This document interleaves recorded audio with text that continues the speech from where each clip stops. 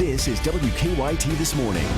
Good morning. Welcome. It sure is good to have you with us. Friday, I'm Bill Bryant. And I'm Andrea Walker. It is October 14th, which means the weekend is upon us. Big Blue Madness. Can you believe that? There's Tonight, a lot going on this weekend, isn't there? Yeah, so we got a lot to talk about this morning and hope you can spend some time with us. We do want to check weather this morning. A beautiful, bright, clear moon out there right now. Absolutely. You can see everything. And by the way, Andrea, you should start shows off like that every time, singing. I like it. All right, here's your look outside Defender Radar Network. There is a fantastic start today, like Bill was talking about. It is a bright moon outside. Boy, you can see just about everything as you're heading out. About 50 degrees there in Moorhead. London, Corbin coming in at 53 in a pretty chilly spot. In Frankfurt, it's kind of flip-flop now. Now the northern zone, central and northern zones are much cooler than the southern half because southern half we're still dealing with some clouds here and there. We go on toward the afternoon, 68, very pleasant conditions. We're going to get into your weekend forecast. I actually have some pretty good news for you. I'll have that coming up in a few minutes. And we'll see you then. Let's get into the news this morning. She had just graduated from high school last spring, and friends say she was working toward her future. But now people are remembering a Garrett County teenager who died in a horrible crash. State police say 18-year-old Emily Bowman died Saturday night when her car hit a tree and burst into flames in Washington County. WKYT's Sabira Rayford talked to people who worked with Bowman at a Lincoln County restaurant. I was shocked, first off. I didn't believe it at first. For employees at the Bluebird Cafe in Stanford, this week has been harder than normal. I don't tend to cry much, but I got pretty close that morning. It was rough. Jonathan Mailer says last weekend he not only lost a co-worker, he lost a friend. On Saturday night, police say 18-year-old Emily Bowman was traveling northbound on Kentucky 53 in Washington County when her car left the road, struck a tree, and caught fire. Bowman was pronounced dead at the scene. Not everybody's in great spirits. I think everybody just kind of looks over to where the pantry was and thinks about Emily, and it's really hard to sometimes. It's kind of like a smack in the face, but this week's been a lot slower for us. We miss her, so. Employees at the cafe say since Emily's passing, things haven't been quite the same. They say whenever she came into work, she always had a smile on her face. She was always so free-spirited and fun-loving. She was a really great girl. Emily was known as creative in the kitchen and giving to her coworkers. She would care more about what you were really feeling than what you were saying at the moment. She tried to listen for the cues between your words. In Lincoln County, Sabira Rayford, WKYT. A celebration of life for Emily Bowman will be held Tuesday night from 5 until 7 at Ramsey Young Funeral Home in Lancaster. We're tracking the investigation into a fire that destroyed a Franklin County business. The fire started at Wilson's Automotive on Cardwell Lane in Frankfurt. Firefighters say no one was injured in the fire, but they say the business is a total loss. At this point, they're not sure what caused the fire. Kentucky State Police are asking for help this morning in finding a missing elderly man. They say that 90-year-old Lester Stapp left his home in Russell County yesterday afternoon and has not been seen since. Police say Stapp enjoys traveling over to Somerset and to Glasgow. They have not found him, though, in either city. He's listed as 5 feet 5 inches tall, weighs about 160 pounds. Police say he drove off in a white 2012 Hyundai Tucson. It has a Kentucky license plate that has the numbers 766, letters MKB. Anyone with any information is asked to contact Kentucky State Police. If you ride a bicycle around Eastern Kentucky University, police want you to be careful as to where you leave it. EKU police are investigating a string of bike thefts that have been reported over the last week.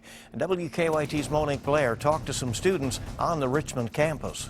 I've never seen this many people riding their bikes before. Let's face it, these two wheels can make a big difference for a tired college student who just wants to make it to class on time. Well, it's just more convenient because then I won't be late for class when I leave too late. Get to class in about 2 minutes and it's no big deal. I'm hardly ever late because I can ride my bike around campus. But lately, EKU police say they've seen a spike in bike thefts on campus. Police say 4 bikes have been stolen in the past 7 days. That's pretty unfortunate, but as long as people lock their bikes up smartly, I feel like it won't be much of an issue. Now EKU police say one of the best things you can do to prevent your bike from getting stolen is to use a U-shaped lock like the one you see here, and not a cable lock like you see on this bike, because police say those locks can easily be cut through using bolt cutters. I've always worried about that happening to my bike lock, that it gets cut. But yeah, that definitely makes me reconsider. Police say another key way to protect your bike is to record the make, model, and serial number and store that information in a safe place. EKU freshman Bobby Engelman says he's going to be extra vigilant now when leaving his bike alone on campus. I've never had any issues. I've never seen any evidence of someone messing with my bike. In Richmond, Monique Blair, WKYT. And EKU police say prior to this week, going back to the beginning of the semester, one bike was reported stolen and one bike was recovered before it was reported stolen. Police are trying to figure out what led to a shooting that badly injured a businessman in Whitley County. Corbin police say someone shot Steve Pataki multiple times at his home on 7th Street. Family members say he's now in critical condition at the University of Tennessee Hospital. Pataki's wife was also taken to a hospital, but police wouldn't say if she was injured or how she was injured. Friends say the couple owns a locksmith business and had just opened a restaurant. They say they're left with many questions after the shooting. I've never seen anything why anybody would even do this. I mean, the only thing they did was work, and come home. Police say they won't be able to release any more information about the shooting until they talk with Pataki's wife. Employees of a Laurel County business say thieves have taken some of the fun right out of their Halloween display. Helping Hands Chiropractic in London puts up the display every year as a way to celebrate the fall. And after some of the decorations were stolen Monday, the business installed security cameras. Employees say those cameras spotted a man stealing some lights from the display Wednesday night. They're hoping the video will help find the thieves or cause them to have a change of heart. And if you done it, come back here and just drop the stuff off. No questions asked, just drop it back off. Don't steal. It's disheartening. The employees say so far these thefts have cost them around $500. The Kentucky Supreme Court will begin hearing arguments today on a Lexington panhandling case. Dennis Champion claims a city ordinance which bans panhandling on public streets violates his constitutional right to free speech. In 2014, Champion was cited for panhandling in Lexington. The city claims the citation was a matter of public safety, but Champion claims he was just asking for money and was not in traffic or putting anyone in danger. Be an interesting case to follow, and we'll have the latest on WKYT News. Well, Republican presidential nominee Donald Trump campaigned in Cincinnati last night, just up the road. But earlier in the day, he denied claims from 5 women that he inappropriately touched them. Also yesterday, First Lady Michelle Obama weighed in on the latest on the campaign, and Craig Boswell has the story as to what's going on in campaign 2016. Donald Trump defended himself against allegations of improper sexual conduct toward women. These vicious claims about me of inappropriate conduct with women are totally and absolutely false. Several women came forward Wednesday accusing Trump of sexual assault and unwanted advances. Hillary Clinton told supporters she's disturbed about the stories. It makes you want to turn off the news. It makes you want to unplug the internet or just look at cat gifs. First Lady Michelle Obama denounced Trump. I can't stop thinking about this. It has shaken me to my core in a way that I couldn't have predicted. But many Trump supporters don't believe the allegations and say even if they are true. I don't care. That is the Clinton machine.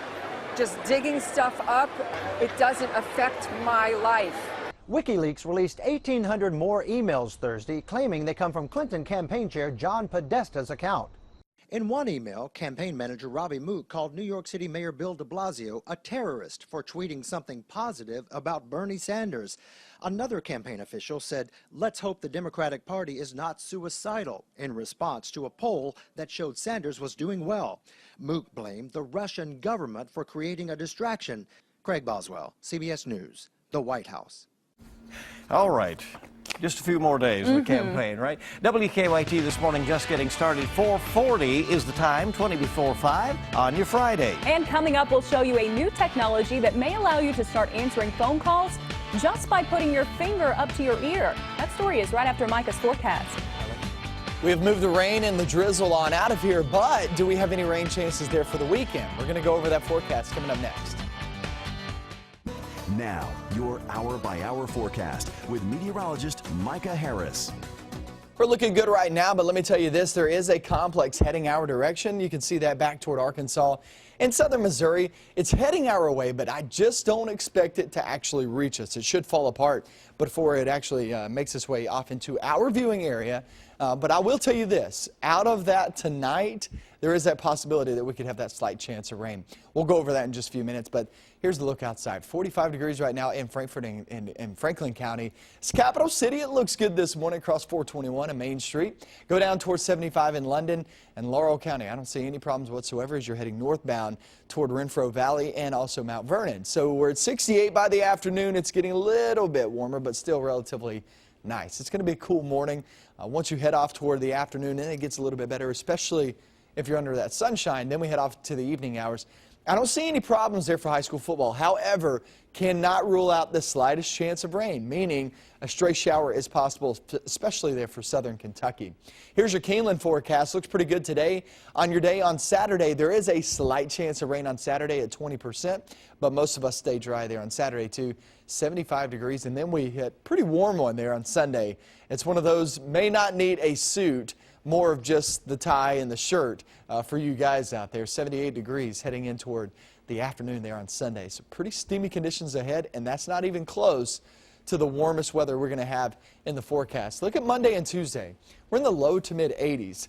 I mean, there's some big time warmth on the way. When you see that this time of year in October, you know something's about to come crashing down, because that's a big front pulling in a lot of warm air, and then the front rolls through on Wednesday and Thursday, and look at that, guys. We go from 83 degrees to 58 in just 2 days, and those are for highs, okay? This is going to be a big, big cold front heading toward us next week, but for the next 3 days, like I said, there is the slightest chance of rain, especially there on, I would say, Saturday and Sunday, but for the most part, it's dry. Looks good. Doesn't feel all that bad. Next week, it's going to be pretty warm. It's really nice. Enjoy that ahead of that. That's what I talked about, that when you fall in, you know, and so there we go. You start having those kinds of highs. That's right. Thank you very much, Mike. It's 4:45, a quarter till 5 on WKYT, and some people prefer using an earpiece to talk on their smartphone instead of holding up the device to their ear. Now, one company is offering a new way to answer your calls with your finger. Marley Hall reports. It's a little hard to believe. Very awesome technology. That putting a high-tech watch band on your wrist. It's so weird. How can you do it? Can turn your finger into a phone receiver. It's amazing. And if I take it out, it stops. The signal band can attach to a smartwatch or a classic watch. Bluetooth connects it to your phone, and when someone calls, the sound travels from your wrist to your finger. Hello? A mic in the band picks up your voice. Han Nayu helped develop the device in South Korea. It translates the sound into a vibration so that it can pass through your hand and then through your finger all the way up to your ear. So when it meets your ear, it becomes a sound again. The technology is still being perfected. Right now, the sound is a little muffled, especially in noisy places like here in Times Square. With a double tap. Several tech companies have come up with ear devices making it easier to talk, like Apple's new wireless AirPods.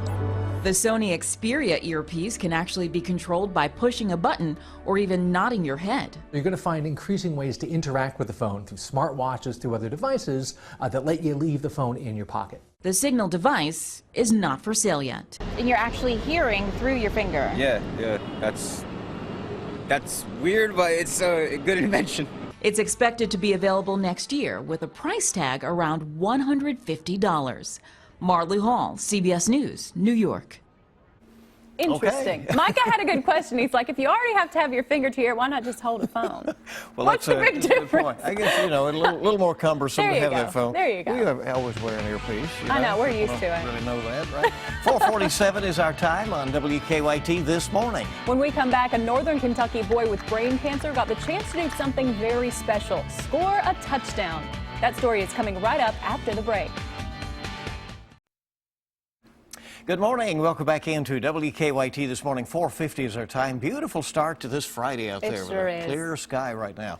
We are learning more about one of the 3 people killed in a crash on a Bell County road. Police say a car and an SUV collided on US 119 near Pineville Wednesday night, killing William and Dina Hampton along with Bobby Miller.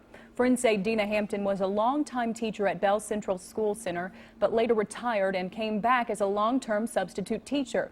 They say her husband, William, often drove her from school. Friends say Dina was well liked among students and she will be missed.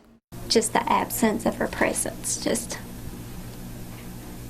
just different. Words can't express the devastation. At last check, police were still investigating what led to the crash. State police say a trooper shot and killed a man in Rowan County after he pointed a gun at them. Police say they were trying to serve a warrant on 22-year-old Matthew Brewer Wednesday night at a home near Moorhead. They say Brewer talked to them outside the home and then ran back inside and eventually out a back door. Police say he then pointed a gun at Trooper Michael Armstrong.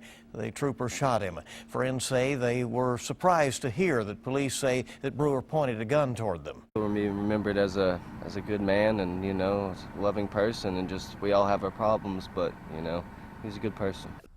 Police say the warrant for Brewer was out of Madison County. He was facing charges of reporting a false incident, leaving the scene of an accident, possession of marijuana, and having an open container. The family of a missing Magoffin County man is asking for your help finding him. Police say 48-year-old Scott Standifer hasn't been seen since August 28th. While he's from the Salyersville area, family members say he had been living in Perry County. They say Standifer's father died not long after he went missing, and they're hoping something bad hasn't happened to him. I try not to worry. I try not to think bad thoughts. I just try to think positive. The family has been putting up posters in Perry County, hoping someone sees them and has information about Standifer. They say they're not sure why he disappeared. A Northern Kentucky football team did something special for a boy who is battling a rare brain disorder. Despite his illness and being confined to a wheelchair, 7-year-old Bryce Snyder often shows up for practices to watch his brother Braylon, who plays for the Taylor Mill Eagles. Well, the team wanted Bryce to experience football the way they do. So during the team's game last Sunday, they brought Bryce onto the field and his brother pushed him over the goal line as fans cheered him on. The opposing team also helped out. The Eagles had been planning to do this for Bryce for some time. Braylon was so proud to be able to be the one to push him over that goal line and for him to be able to be the one to help him get to this point. And the community is collecting donations so that Bryce's family can buy a specially equipped van to help him get around. Isn't that just a great story? It's a sweet story, and I love seeing both teams, you know, taking part. That's pure sportsmanship. That's you know, right. It's wonderful. All right. Coming next, we'll have a look at some of the stories our news team is working on for you right now. And we'll have another look at your morning and your weekend forecast coming up. Hey, good morning again. It's so good to have you with us on WKYT. It is Friday, 4:56, our time right now. Friday's always a good one. Oh, it's good, right? The weekend's coming. All right, now it's time to take a look at some of the stories we are working on for you this morning. Big Blue Madness is finally here. Tonight is the big night, and we have an hour-and-a-half preview show that will start at 5:30 this evening. That'll be over on the CW Lexington to get you ready. And we'll take a look at all you need to know about that from WKYT Sports coming right up. And workers are out this morning trying to repair a gas line which leaked gas weeks ago. Now it is affecting traffic right here in Lexington. We'll have a full report coming up for you at the top of the hour on WKYT this morning. Best to get projects like that done ahead of winter, Yes, you know? it is. Yes, it is. We have a beautiful morning out there right now, as we said on this Friday. Let's check in with Mike as we head toward 5. Yeah, really not a bad start, especially southern Kentucky. We're holding on to the mid-50s. That's actually a pretty good feel. You've had some cloud cover overnight, so it keeps you a little bit warmer than everybody else. But we're in the mid-40s in some spots, central, northern zones. That's kind of chilly as you walk out the door, so just keep that in mind. Might have to have a light sweater for those kiddos walking out. 68 by the afternoon. It gets much warmer there for the weekend. Do we have any chance of rain, though? Might have that coming up next.